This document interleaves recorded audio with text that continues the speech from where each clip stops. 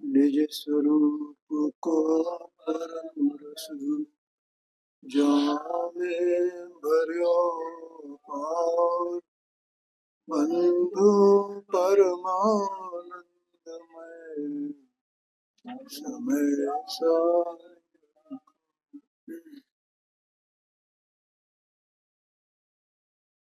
नाटक समय सार में बंध द्वार है।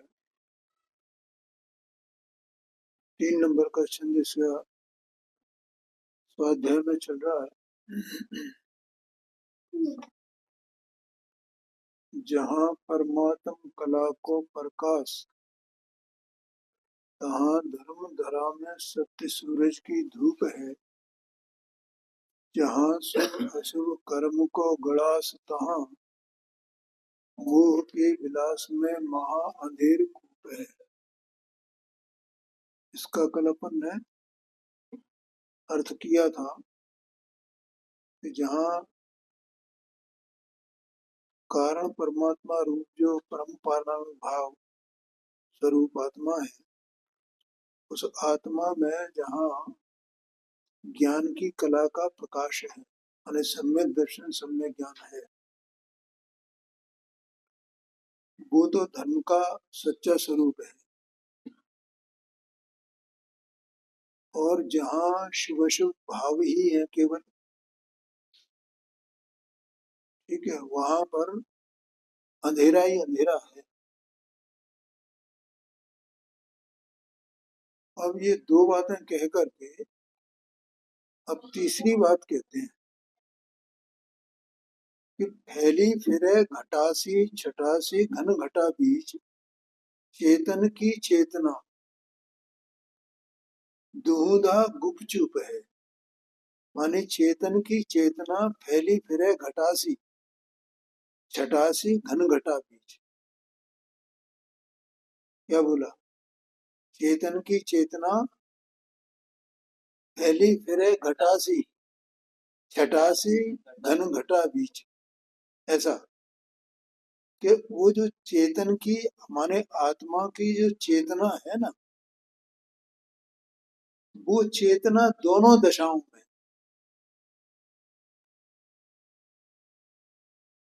चाहे वो ज्ञान की दशा हो और चाहे अज्ञान की दशा हो, मोह राग द्वेष की दशा हो, दोनों में ही। जैसे घनघोर बादल हो तो बादलों के बीच में भी थोड़ा प्रकाश तो होता है ना, जिससे पता चलता है कि ये बादल है। ऐसा तो घनघोर नहीं हो जाता तो बादल बादल भी दिखाई नहीं देते। आया ना सुन? ऐसे ही ज्ञान हो, सम्यक ज्ञान हो तो भी वहां अभी 3 चौकड़ी कसाय का सद्भाव है। इसलिए रागादिक भाव रहने पर भी, और जहां बिल्कुल शुभाशुभ भाव की ही घटा है, वहां भी दोनों ही दशाओं में जो चेतन की चेतना है, वो वहां दोनों दशाओं में गुपचुप पड़ी हुई है। दुहुधा दोनों जगह। ख्याल में आया कि नहीं? लेकिन वो जो ज्ञानी है उसको पहचानता है, अज्ञानी पहचानता नहीं है। और वो कैसी है? बुद्धि सो न गही जाए। माने वो विकल्प के गोचर नहीं है। बुद्धि माने जो विकल्प से विचार करके अपन, तो विचारों में ही है, लेकिन वो तो ज्ञान होएगा, वो तो ज्ञान ज्ञानी से जान, ज्ञान ही ज्ञानी ज्ञान को जाने। बुद्धि सो न गही जाए और बैन सो न कही जाए। पानी की तरंग जैसे पानी में गुड़प है। जैसे पानी में तरंग उठती है ना, लहर उठती है, तो वो पानी की लहर पानी में ही है ना। ऐसी वो जो चेतना है, वो चेतना आत्मा में ही है, ऐसा कहते हैं। देखो यहाँ पर अर्थ दिया है जहाँ आत्मा में ज्ञान की ज्योति प्रकाशित है, वहाँ धर्म रूपी धरती पर सत्य रूप सूर्य का उजाला है। क्या कहा? धरती कौन सी है? धर्म रूपी धरती बताया इन्होंने। मैंने वो धरती तो आत्मा का ही आत्मा ही है ना धरती तो। पर धरती जो है वो आत्मा है, और उस धरती पर उसका ज्ञान की ज्योति का प्रकाश है। तो वो ज्ञान की ज्योति का प्रकाशित होना वो सच्चे धर्म को बताता है। ये सच्चा धर्म तो यही है। कितना सच्चा धर्म है? कौन सच्चा धर्म है? जो सम्यक ज्ञान प्रकट हुआ है, ज्ञान की कला जो प्रकट हुई है। कला कला लिखा है ना यहाँ पे भैया। जहाँ परमात्म कला को प्रकाश, परमात्मा ने परम परम पारनामिक भाव रूप आत्मा चैतन्य वस्तु, उसका जो प्रकाश प्रकट हुआ है, तो वो प्रकाश क्या बताता है कि ये ही सत्य धर्म है। बाकी व्रतशील संयमात्मक ये भाव कोई सत्य धर्म नहीं है। नहीं आएगा, ये कह रहे हैं।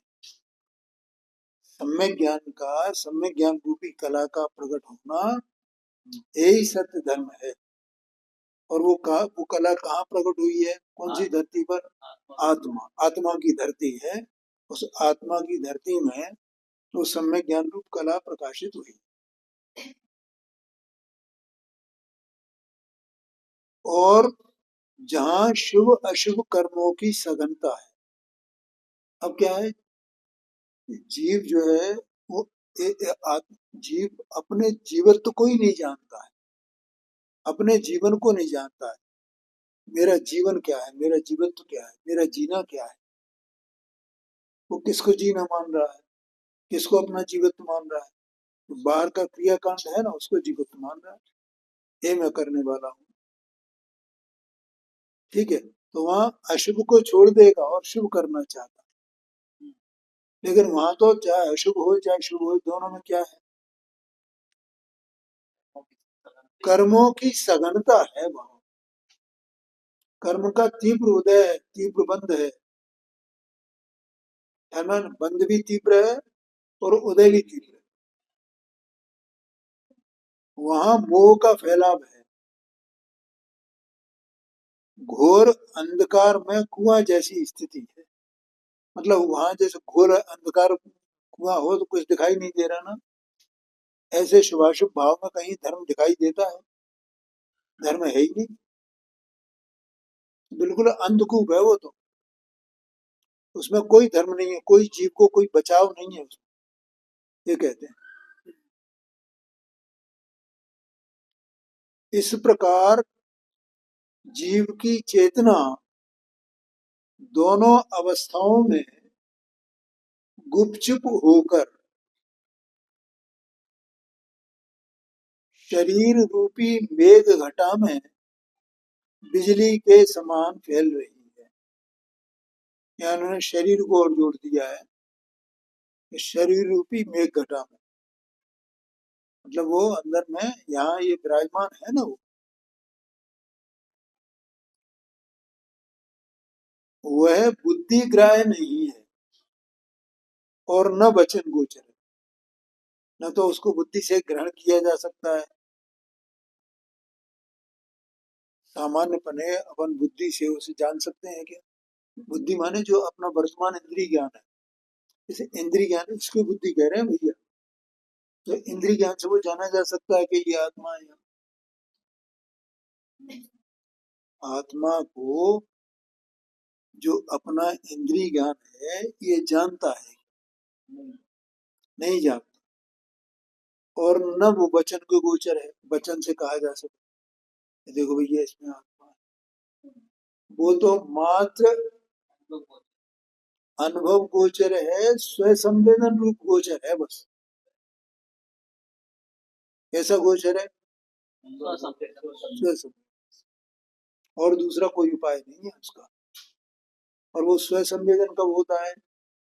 भेद विज्ञान को, बिना भेद विज्ञान के स्वसंवेदन नहीं होता। भेद विज्ञान होगा तो स्वसंवेदन, और भेद विज्ञान के लिए पदार्थों के स्वरूप को यथार्थपने समझना होगा, तब भेद विज्ञान होगा। और हम पदार्थों के स्वरूप को नहीं समझे तो हमें भेद विज्ञान कैसे होगा? ये बात है। इसलिए वो पदार्थों के स्वरूप को, और पदार्थ का स्वरूप समझना माने द्रव्य गुण पर्याय के स्वरूप को समझना, तब पदार्थ का स्वरूप समझ में आएगा। और द्रव्य गुण पर्याय को ही नहीं जानेंगे यथावत, तो पदार्थ का स्वरूप कैसे समझ में आएगा? ये सब बातें एक दूसरे से कनेक्टेड है। ठीक है।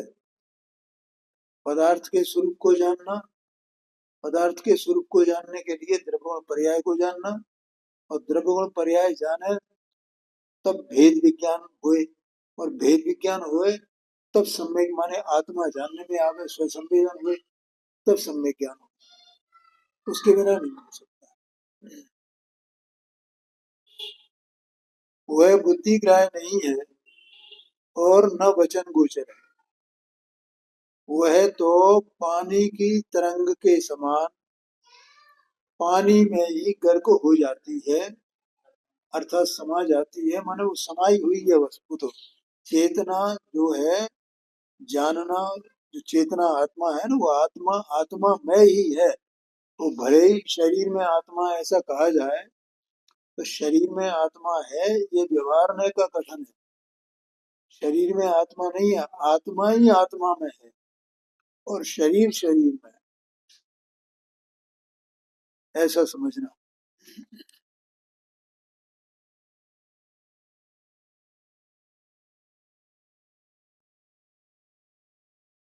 अब ये 4 नंबर का छंद यहाँ पर है, देखो। कर्म बंध का कारण अशुद्ध उपयोग है। देखो कल अपन ने एक बात कही थी, यहाँ अशुद्ध उपयोग लिया है उन्होंने, क्योंकि ये जो कलश है उसमें समय सारजी शास्त्र में है, आत्मख्याति टीका में 2 नंबर दूसरा कलश है बंध अधिकार का, उसमें भी पहले अशुद्ध उपयोग बताया है। बंध का कारण कौन है? अशुद्ध उपयोग। और इसी को आगे चल करके अध्यवसान कहा है। और वो अध्यवसान क्यों है? माने अध्यवसान माने मिथ्या मान्यता होती है। और वो कैसे सिद्ध किया है कि मैं दूसरे जीवों को मार सकता हूँ, मैं बचा सकता हूँ, ऐसे सिद्ध किया अध्यवसान का। ये दृष्टांत है, एक तरह से बताया है कि जीव को अध्यवसान कैसा होता है, इसको अध्यवसान कहा। तो फिर आगे चल करके अध्यवसान को 3 प्रकार से बताया, और फिर ये भी कहा कि ऐसे और भी अनेक अध्यवसान हो सकते हैं। ठीक है। तो जिसको अध्यवसान है वो कभी निर्वाण को प्राप्त नहीं करता, और जिसको अध्यवसान नहीं है वे ही निर्वाण को प्राप्त करते हैं। ये शायद 272 नंबर की गाथा है। तो देखो इसको अपन पढ़ते हैं, यहाँ अशुद्ध उपयोग से माने वो अध्यवसान समझना। ठीक है। अब वो अशुद्ध उपयोग अध्यवसान कैसे है ये अपन आगे चर्चा करें। कर्मबंध का कारण कौन है? अशुद्ध उपयोग। ठीक है। तो कर्मबंध से छूटने का कारण कौन है? शुद्ध उपयोग।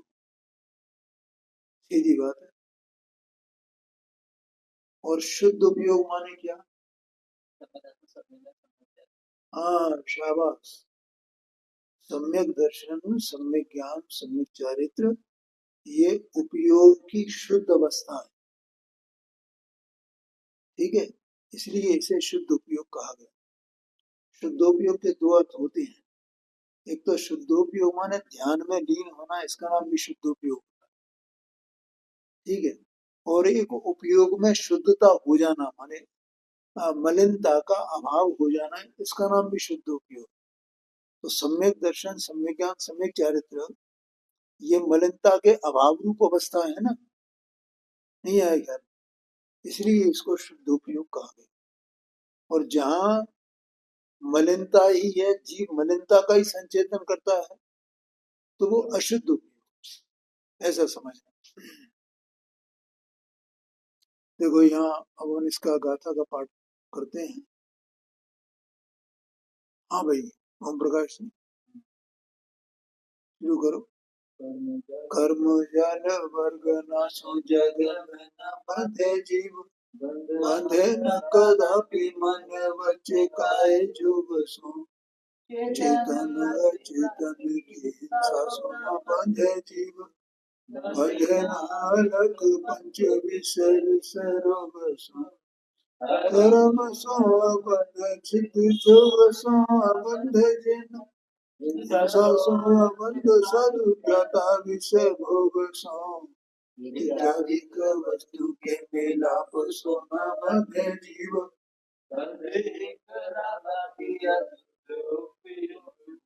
पहले प्रारंभ में आचार्य देव ने ये बात कही है। देखो आपने, अपन जब इसको पढ़ते हैं तब कुछ गौर करना चाहिए कि क्या कह दिया इसमें, और उस गौर करने के साथ ही हमारे मन में प्रश्न उठ जाना चाहिए। देखो क्या कह रहे हैं, ऊपर हेडिंग जो दिया है इसका क्या लिखा है, कर्म बंध का कारण शुद्ध अशुद्ध उपयोग है। ठीक है, इसका मतलब ये हुआ कि जो आत्मा रागादिक में लीन है, अशुद्धता में लीन है, वो अशुद्ध उपयोग है। बोलो समझ में आया? कहाँ लीन है? अपन अपना जो द्रव्य है ना, अभी ये चेतना वस्तु अंदर में, ये कहाँ लीन है? रागादिक में लीन है। इसलिए इस आत्मा का जो उपयोग है वो कैसा है? मलिन है, अशुद्ध है। ये देह मन वाणी से अशुद्ध नहीं है, ज्ञानावरणादि 8 कर्मों का संयोग है, उससे अशुद्ध नहीं है। तो फिर काय से अशुद्ध है? रागादि में लीन होने से अशुद्ध है। क्या कहा ओम प्रकाश जी, क्या कह रहे हैं? रागादि में उपयोग लीन होने से, रागादि को अपना स्वरूप मान, हाँ लीन है ना, उसमें निमग्न है, डूबा हुआ है ना राग। जो राग है सो मैं हूं ना, मैं हूं सो राग है, बस इसका मतलब लीन हो गया ना उसमें। लीन कौन? उपयोगी तो, हाँ हाँ, तो उपयोग की बात कर रहे हैं। उपयोग कहाँ लीन है? उपयोग ये नहीं जान रहा है कि मैं उपयोग हूँ। क्या कहा बताओ मुझे? उपयोग ये जान रहा है कि मैं उपयोग हूँ? नहीं जान रहा। वो ये जान रहा है कि मैं रागादिक हूँ। अभी देह मन वाणी बिल्कुल भिन्न पड़े हुए हैं, और अभी ये आत्मा, इसका जो उपयोग है वो उपयोग कर्मोदय जन्य जो रागादि भाव मलिनता है, उस मलिनता में लीन है, उसको अपना रहा है। ए में, ए में, ए में, ऐसा लीन है वो। इसने अपने को ये जाना ही नहीं है कि मैं उपयोग, ऐसा है। तो ऐसा जो अशुद्ध उपयोग है, वो अशुद्ध उपयोग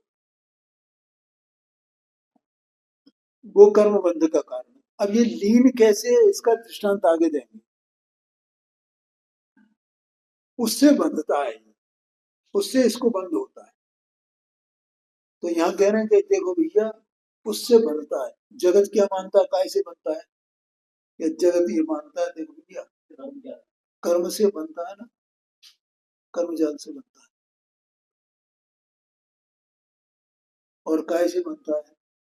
शास्त्रों में कहा भी है, शास्त्रों में क्या, कायवान मना कर्मयोगा सहस्रवः, आश्रवा बंध हेतु 3 सूत्र हैं। कौन कौन से? कायवान मना कर्मयोग, काय कर्म, वान कर्म और मन कर्म, 3 हो गए ना। कायवान मना कर्म योग, कर्म माने क्रिया, कार्य। तो काय का कार्य, काय की क्रिया शरीर की क्रिया, मन की क्रिया से, वचन की क्रिया से, ये योग है। और ये योग आश्रम, और जो आश्रम है वो बंध का कारण, ये लिखा है ना शास्त्र में। और यहाँ ये कह रहे हैं न बंधे कदापि मन वचन का योग सो। और यहाँ ये उल्टा कह रहे हैं इसके। कौन सी बात सही है? दोनों अपने ओ, इस भेद को, इस रहस्य को जान लेना जी, उसका कल्याण हो जाए। आया कि नहीं आया? तो कर्म जाल का काय से बनता है? कर्म का कर्म से ही तो बनता है ना जीव। कौन बांध रहा है इसको? जीव कर्म, कर्म बांध रहे हैं ना, कर्म कर्म से बनता है ना, ऐसा है ना। अब अभी नहीं, नहीं कर्म से बनता, कर्म से ही तो बनता है। और काय से बनता है? कर्म ही नहीं होगा तो बनाएगा काय से? तो व्यवहार से बोला यार भाई, वो ठीक है, व्यवहार से बोला जाए। जनवाणी में ये बात है, जीव काय से बनता है? ये कर्म से बनता है, कर्म से बंधा हुआ है। मणि साहब ने लिखा मुक्ष्मा प्रकाशक में दूसरे अधिकार में प्रारंभ में लिखा हुआ, जीव कर्म बंध से दुखी है। अब यहाँ कह रहे हैं कि कर्म जाल से न बंधे जी, कर्म जाल बरगना सो जग में न बंधे जी, उससे नहीं बनता है। और बंधे बंधे न कदापि मन वच काय योग सो, मन योग, वचन योग और काय योग से नहीं बनता है, पंच मात्र भी नहीं बनता उससे। अब तीसरा काय से बनता है? ये शास्त्र में कि जीवों की हिंसा, झूठ, चोरी, कुशील, परिग्रह, पाप, पाप करता है ना, उससे पाप से बनता है। चेतन अचेतन की हिंसा सो न बने, उससे भी नहीं बनता है। ओ, और ओ, अविरति है ना जीव को। हाँ, 12 प्रकार की अविरति होती है ना। 6 काय संबंधी और 6 इंद्रियों संबंधी, 6 प्रकार की अविरति, 5 इंद्रियों और 6वां मन। तो इनसे बंद होता है। और 6 जाति के जीव हैं, 5 स्थावर, 1 त्रस्त, तो उनकी हिंसा होती है। तो वो असंयम है, अविरति है, ठीक है। और ये पांचों इंद्रियों के जो भोग विषय चलते हैं, इसी से तो जीव बनता है। यहाँ कह रहे हैं उससे जीव नहीं बनता। बंधे न अलग पंच विषय विश्व, ऐसा कह रहे हैं। तो फिर काय से बनता है, क्यों नहीं बनता है? अब यहाँ प्रश्न ये है, इनसे क्यों नहीं बनता है? आगम में तो ऐसे ही कहा गया है। तो उसका उत्तर देते हैं आचार्य। देखो, कर्म सो अबंध सिद्ध, तो सिद्ध भगवान कर्म से अबंध है। तो वहां कारवाण बन रहा है, कहाँ पे? जहाँ सिद्धालय में सिद्ध भगवान विराजमान है, वहां कारवाण बरगना मौजूद है, तो भी वे नहीं बनते। अगर कर्म से बंधे तो वे भी जीव है ना, तो उन्हें भी बंधना चाहिए ना, तो वे नहीं बनते हैं। एक बात। दूसरी, जोग सो अबंध जिन, जिन माने अनंत परमात्मा, अनंत परमात्मा समोशरण में विराजमान है। और उनके काय योग और वचन योग दोनों है। काय योग होता है तो विहार करते हैं, वचन योग है तो दिव्य तो नहीं गिरती है। मन तो है लेकिन मन योग नहीं है। अगर काय योग, मन योग, वचन योग से बनते हो तो उनका ही बंद होना चाहिए, लेकिन उन्हें बंद नहीं होता है। समझ में आया? हिंसा सो अबंध साधु। और जो साधु परमेष्ठी हैं वे समिति पूर्वक गमन करते हैं, तीन चौकड़ी कसाय का अभाव है, और फिर भी गमन करते हुए कोई जीव उनके पैरों तले आकर के मर जाए तो हिंसा तो हुई ना, लेकिन उन्हें बंद हुआ क्या? क्या उन्हें बंद नहीं हुआ है? इसका मतलब जीव हिंसा से भी नहीं बनता है। और ज्ञाता विषय भोग सम, तो जो ज्ञानी जीव है तो अभी निर्जर अधिकार में बनना पड़ा था कि विषय भोग करता हुआ भी बनता नहीं है। तो अगर विषय भोग बंध का कारण हो तो उसे भी बंद होना चाहिए, उसे बंद नहीं होता है। ख्याल में आया कि नहीं आया?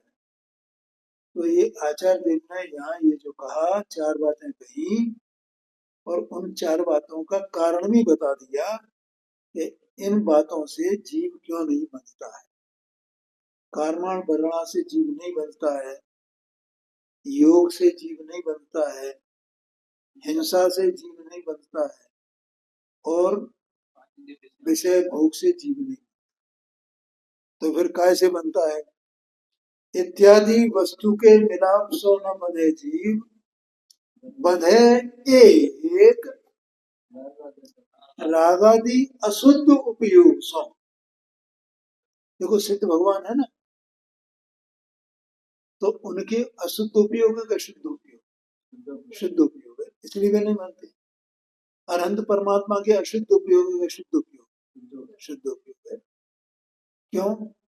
क्योंकि सिद्ध भगवान के भी रागादिक नहीं है उपयोग, उनका उपयोग रागादि में लीन नहीं है, और अनंत परमात्मा का भी उपयोग रागादि में।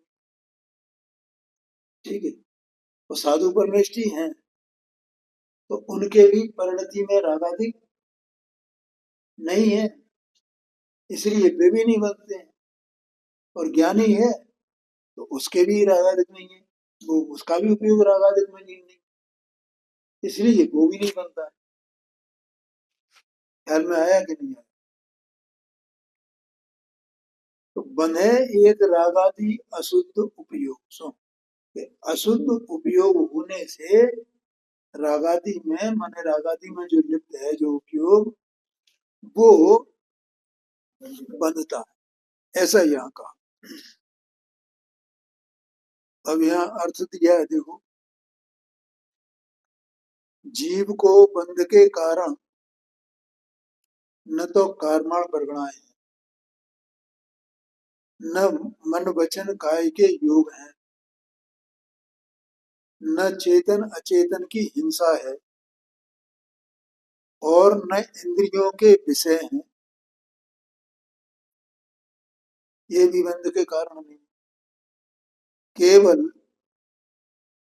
राग आदि अशुद्ध उपयोग बंध का कारण है।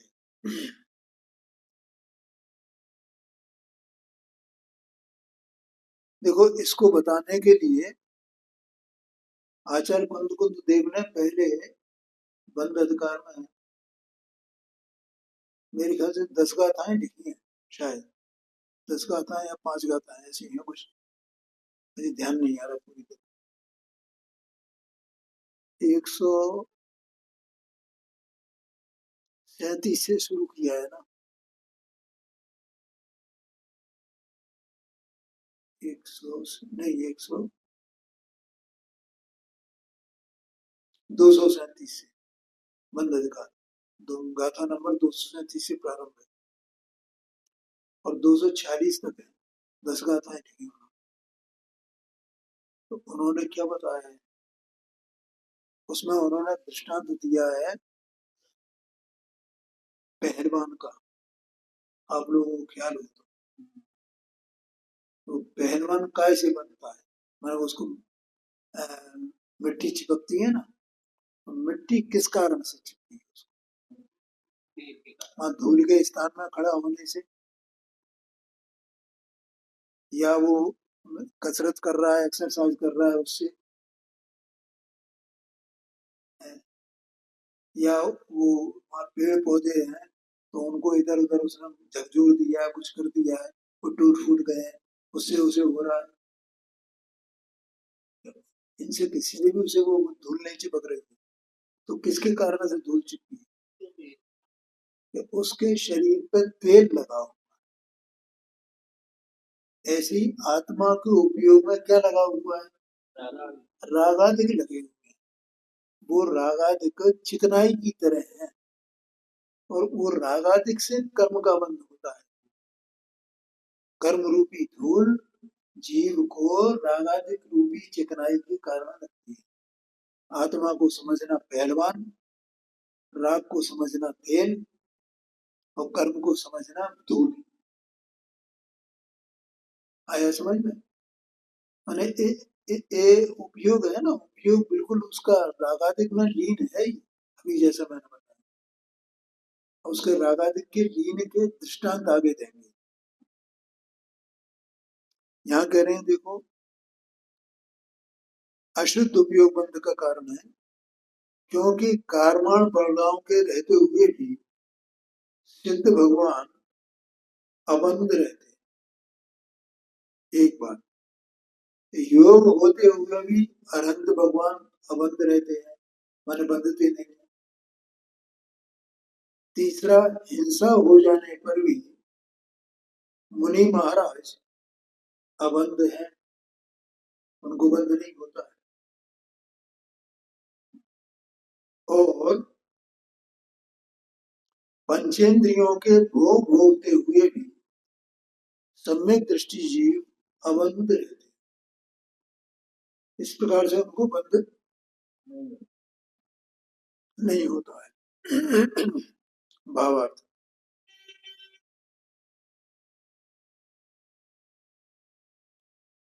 कर्माण प्रवणा, योग, हिंसा, इंद्रिय विषय भोग, ये बंध के कारण कहे जाते हैं।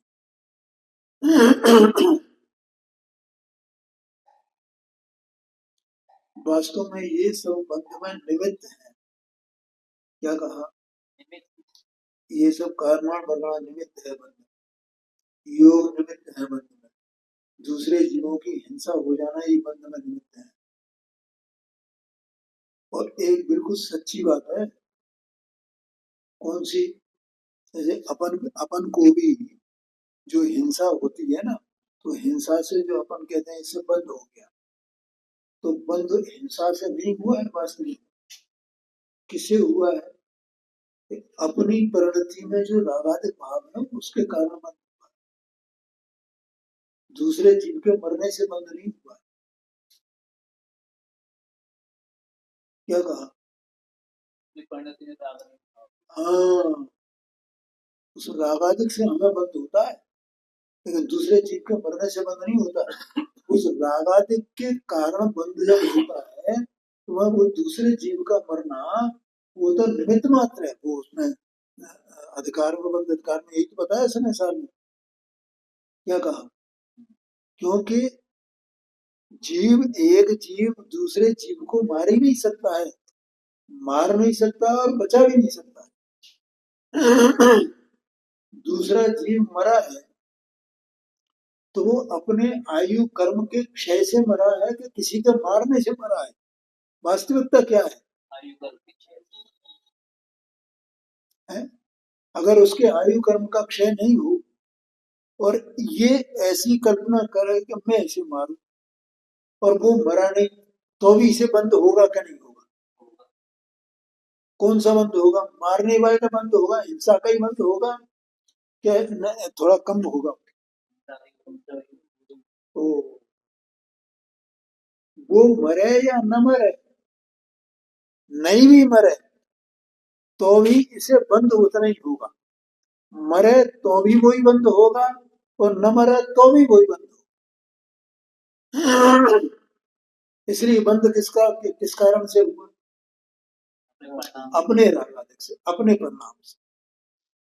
ठीक है, इसका मतलब उसके मरने से बंद नहीं हुआ है, ऐसा समझना। यही बात तो आगे भी है उसमें, बंद अधिकार में, समय सारणी शास्त्र में। लेकिन अपन ये समझते नहीं।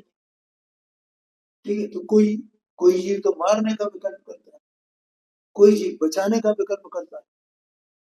बचाने के रागादिक में वो पड़ा हुआ है, कोई मारने के रागादिक में पड़ा हुआ है, और कोई न बचाने में न मारने में, वो वैसे ही रागादिक में पड़ा हुआ, उसे विवेक ही नहीं है कुछ भी, अविवेकी है बिल्कुल, विचारता ही नहीं है कुछ भी। मैंने किसी की हिंसा हो जाए तो हो जाए, नहीं हो जाए प्रमादी है।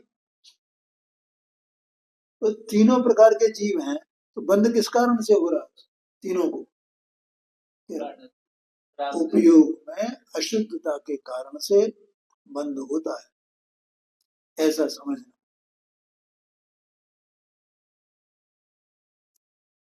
यहाँ कहते हैं जो सिद्धालय में अनंतानंद कर्माण पुद्गल वर्गणाएं भरी हुई है, वे रागादि के बिना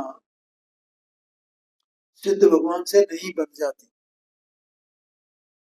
ठीक है, क्योंकि सिद्ध भगवान को रागादि नहीं है। 13वें गुणस्थान वर्ती अनंत भगवान को मन वचन काय के योग रहते, परंतु राग द्वेष आदि नहीं होते, इससे उन्हें कर्म बंध नहीं होता। महाव्रती साधुओं से अबुद्धि पूर्वक हिंसा हुआ करती है, परंतु राग द्वेष नहीं होने से उन्हें बंध नहीं होता। कोई प्रश्न हो तो पूछना नहीं। 13वें गुणस्थान क्या मतलब? अनंत परमात्मा कौन से गुणस्थान बोलते हैं? मन का योग कैसे बताते हैं? अब वो बता दिया तो उसमें कोई वो कोई बात नहीं, लिख दिया उसमें, रो में क्या है। तुम तो सिद्धांत संबंधी कोई समस्या हो तो वो बता। और अव्रत सम्यक दृष्टि,